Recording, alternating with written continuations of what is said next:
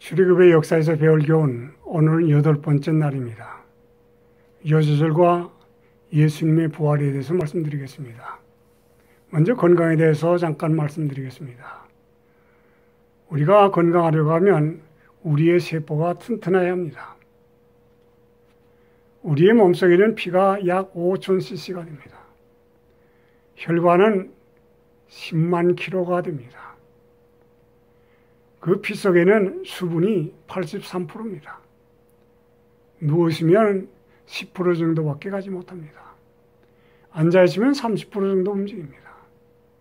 일어나서 걸으면 심장과 폐와 장단지가 합쳐서 100%를 순환시킬 수가 있습니다. 그래서 우리 세포에 영양과 산소가 충분히 공급되기 때문에 건강을 유지할 수가 있습니다. 한가한 시간이 있다고 할지라도 눕지 마시기 바랍니다. 움직여야 우리의 건강을 유지할 수가 있습니다. 그래서 건강을 모두가 다 유지하시게 되기를 간절히 바랍니다. 먼저 레위기 23장에 있는 말씀을 보겠습니다. 레위기 23장 10절로부터 14절에 있는 말씀입니다. 이스라엘 자손에게 고하여 이르라.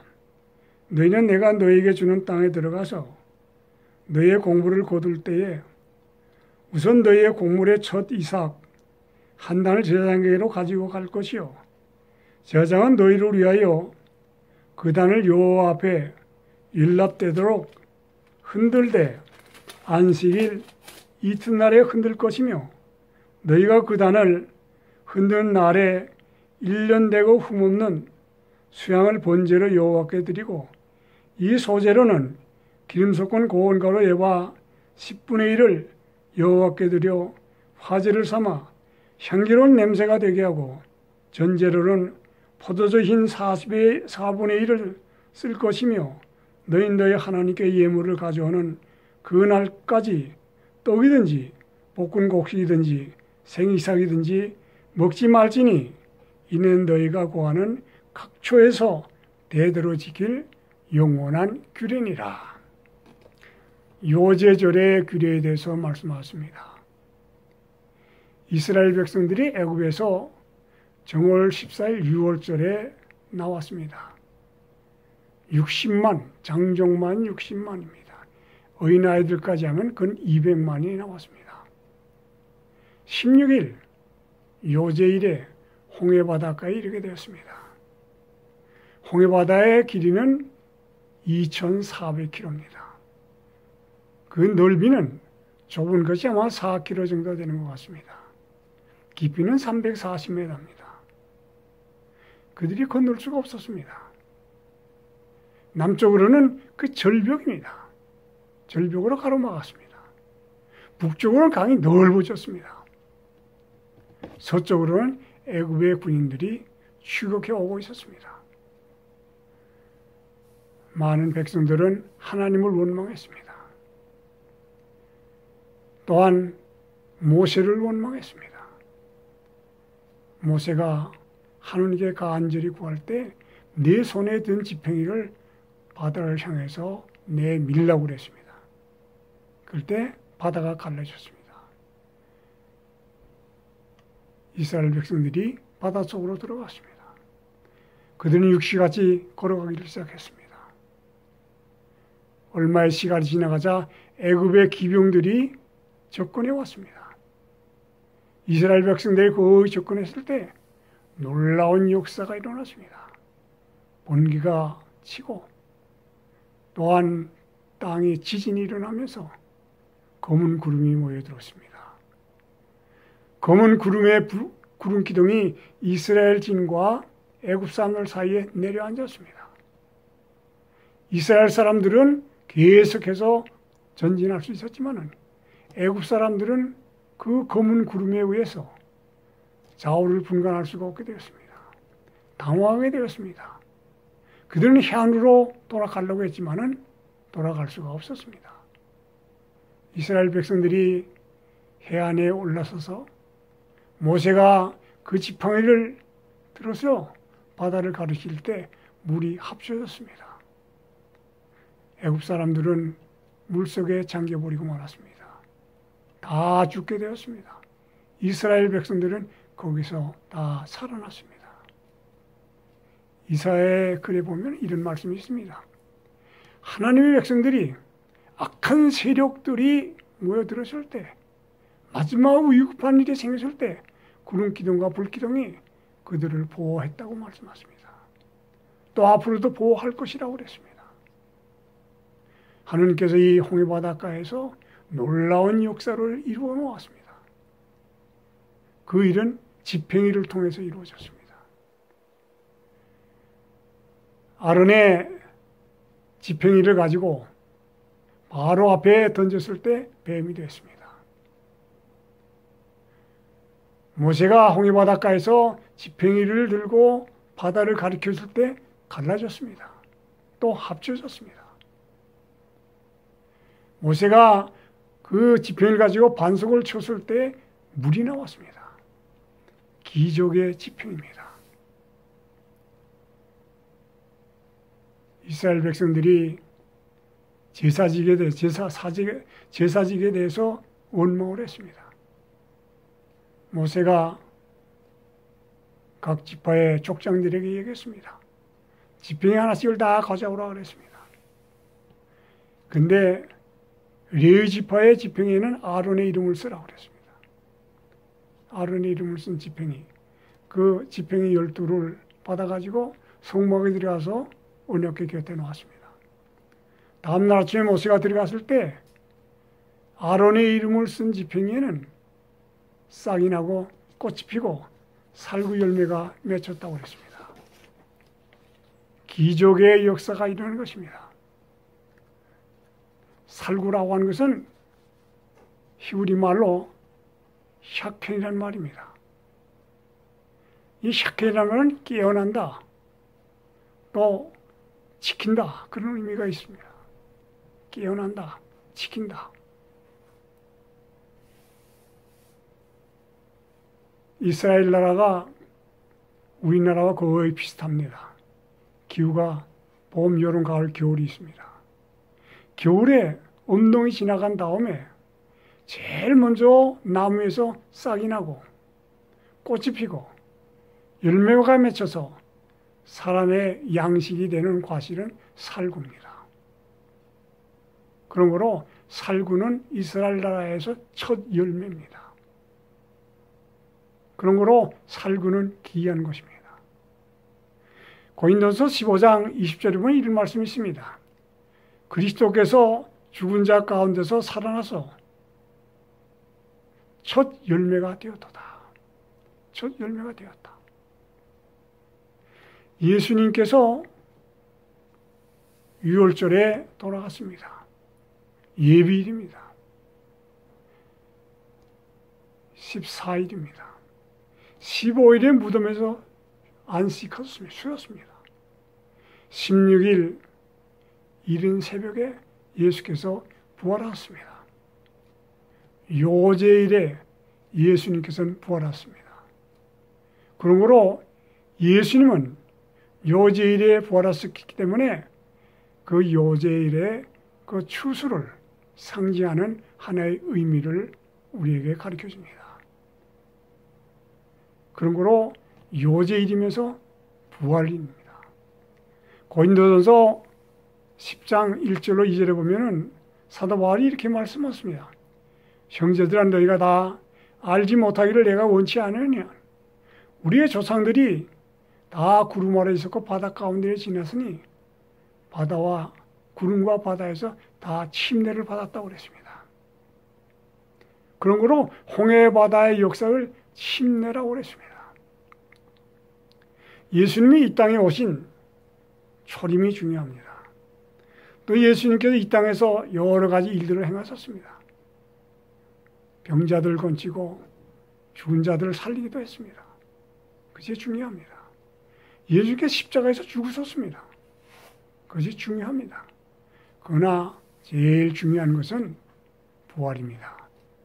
부활이 없었으면 구속의 역사가 이룰 수가 없기 때문입니다. 그러므로 사단은 예수님의 부활을 숨기기 위해서 애를 썼습니다. 이스라엘 백성들 사두개교인들의 교리 가운데는 마가복음 12장 18절에 부활이 없다고 하는 사두개교인이라고 그랬습니다. 또한 로마 병정들을 통해서 로마 사람들이 예수님의 부활을 숨기려고 했습니다. 예수께서 십자가에서 다 이루었다고 할 때 많은 의인들의 무덤의 문들이 열렸다고 그랬습니다. 화의 선지자는 뭐라고 말씀하셨는가 하면 창조함을 받을 때로부터 그리스도 당시까지 의인들이 다 부활했다고 그랬습니다. 그 의인들은 예수님의 부활을 증거하기 위해서 일어난 사람들입니다. 그들은 살아나서 예수님의 부활의 첫 열매로서 예수님의 부활을 증거했습니다. 그들의 이 땅에서 살아나서 그들은 예수님의 부활을 증거할 뿐만 아니라 예수님의 놀라운 역사를 다 제시했습니다. 그때 살아난 의인들은 어떤 의인들인가? 예수님께서 죽은 사람들을 살렸습니다. 나인성 과부의 아들을 살렸습니다. 야이로의 딸을 살렸습니다. 나사로를 살렸습니다. 그러나 그들은 다시 죽게 되었습니다. 왜냐하면 그들은 예수님을 위해서 생명을 바치지 않은 순교한 사람들이 아니기 때문입니다. 이때 부활한 의인들은 예수님을 위해서 살아실 때 생명을 드린, 생명을 헌신한 순교자들이 되기 때문에 그들이 부활했습니다. 그래서 그들은 예수님의 부활의 증인으로서 승천할 때 하늘에 달리고 올라갔습니다. 나는 이스라엘을 몇 번 갔다 왔습니다. 갔다 오면서 한 의문이 생겼어요. 무슨 의문인가? 예루살렘은 예수님께서 이 지상에 오셔서 왕이 되는 예수님의 도성입니다. 근데 그 예루살렘이 무덤으로 둘러싸여 있습니다. 예루살렘에 문이 4개가 있습니다. 동쪽 문이 미문입니다. 그 미문에서 바로 나와서 10m도 되지 않는 곳에 무덤이 있습니다. 여러 무덤들이 있습니다. 거기서 동쪽으로 바라다보면 감람산이 보입니다. 감람산은 이스라엘 백성들의 공동묘지입니다. 수없이 많은 무덤들이 거기 있습니다. 그 감람산 중턱에 30여 메다 불 속으로 들어가면 선지자의 무덤이 있습니다. 70인의 선지자의 무덤이 있습니다. 그러므로 동쪽이 거의 다 무덤으로 쌓여 있습니다. 남쪽은 동게이트입니다. 그 바로 동게이트에 붙어서 다윗의 무덤이 있습니다. 다윗의 가족들의 무덤이 있습니다. 다윗의 가족들이 죽은 시체들이 묻혔던 것입니다. 그 밑에는 유다가 목매달고 죽은 것입니다. 서쪽에는 자바 게이트라고 합니다. 그 밖에가 바로 10여 메다 내려가면 흰놈의 아들의 골짜기입니다. 그는 몰록신을 위해서 지금 어린아이들을 잡아서 불살아서 죽인 재들을 갖던 굴들이 있습니다. 북쪽에는 골고다입니다. 예수님의 십자가가 있고 예수님의 무덤이 있습니다. 또 거기에 많은 사람들의 무덤이 있습니다.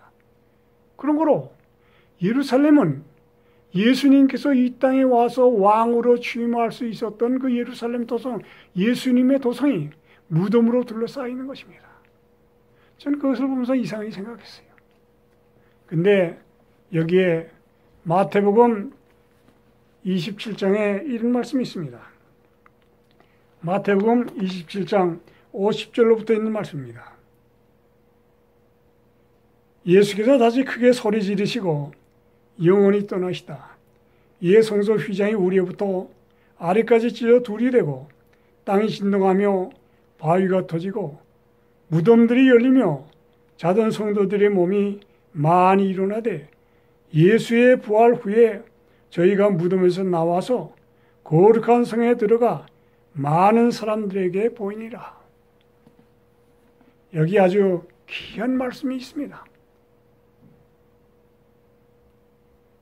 유대인들이, 제사장들이, 바리새교인들이, 사두개교인들이, 사단이 예수님의 부활을 숨기려고 할 때 예수님께서 십자가에 달 때 일어난 역사입니다. 예수께서 다 이뤘다고 할 때 많은 무덤들이 열렸습니다. 그 다음에 거기에 죽었던 의인들이 살아났습니다. 살아나서 무덤에서 나오질 않았습니다. 예수께서 부활하신 후에 그들이 무덤에서 나와서 예루살렘 성에 들어가서 예수님을 증거했다고 그랬습니다. 그런 거로 그때는 6월절이라 많은 이스라엘 사람들이 예루살렘 주에 모였습니다. 근데 무덤에서 일어나서 의인들이 3일 동안 거기 있었기 때문에 이곳에서도 저게 동쪽에 서쪽에 남쪽에 북쪽에서 다 의인들이 부활한 것을 볼 수가 있었습니다. 하나님께서는 특별한 방법으로 그들이 부인하려고 하고 숨기려고 할 때 의인들을 일으켜서 예수님의 부활을 증거했습니다. 예수님께서 이 땅에서 오셔서 돌아가셨지만은 그들에 의해서 죽었지만은 부활해서 의인들을 다시 부활시킬 것을 확증하셨습니다. 그가 부활해서 같이 부활한 의인들을 다 데리고 하늘에 올라갔습니다. 다시 이 땅에 오실 것입니다. 그때에는 죽은 의인들이 다 살아날 것입니다. 살아있는 의인들은 우리 주님의 재림을 기쁨으로 맞을 것입니다. 다 같이 예수님의 재림을 기쁨으로 맞아서 아름다운 하늘 가나에 들어갈 때에는 죽는 일도 병든 일도 아픈 일도 없을 것입니다. 아무쪼록 그 나라를 위해서 우리 모두가 다 준비하였다가 그 아름다운 하늘 가나에 들어가는 하나님의 거룩한 백성이 되시기를 간절히 바랍니다. 고맙습니다.